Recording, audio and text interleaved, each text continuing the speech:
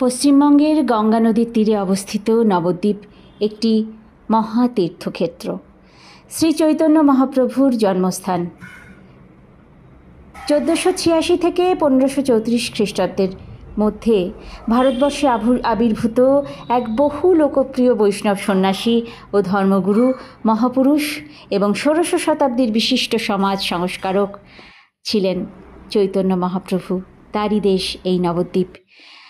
তিনি গৌড়বঙ্গের নদিয়ার অন্তর্গত এই নবদ্বীপে হিন্দু ব্রাহ্মণ পণ্ডিতের ঘরে জন্মগ্রহণ করেন এবং তাকে শ্রী রাধাকৃষ্ণের যুগল প্রেমাবতার বলা হয়।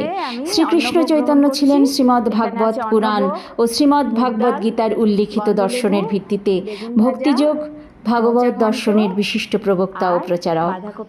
তিনি রাধাকৃষ্ণের উপাসক ও প্রচারক ছিলেন। জাতি বর্ণ নির্বিশেষে তিনি হরে কৃষ্ণ মহামন্ত্র, শ্রীহরি নাম, ভক্তি এগুলো তিনি বিতরণ করেছেন এই কলিযুগে।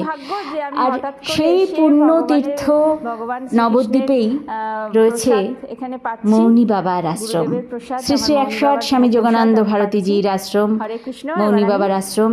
এই আশ্রমটি কম করে 150 বছরের পুরনো, গঙ্গার তীরে অবস্থিত এক প্রাচীন মন্দির এবং ঐতিহ্যবাহী এবং বিশেষ মাহাত্ম্যপূর্ণ রাধা গোবিন্দর মাহাত্ম্য এবং তাদের আশীর্বাদ এবং ভক্তি মিশ্রিত এই মন্দির যে না আসবে সে অনুভব করতে পারবে না।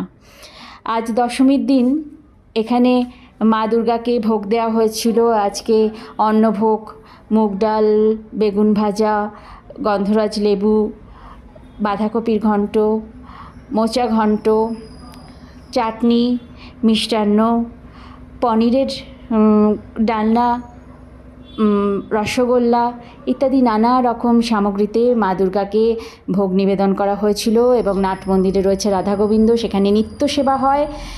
এখানে মৌনী বাবা এখনও এই মন্দিরে রয়েছেন।